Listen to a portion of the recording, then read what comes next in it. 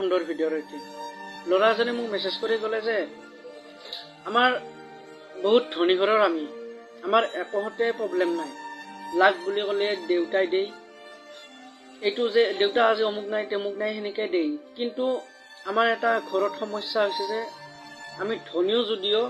আমাৰ ঘৰত সুখ নাই কিয় মোৰ ভাইটিজন ইমানে মোবাইল পাগলা হৈছে সি ৰুমৰ পৰা নলে এনি টাইম গেমে খেলি থাকে এনি টাইম গেম খেলি থাকে মোৰ ভাইটিটো তাৰপিছত সেই ল'ৰাটোৱে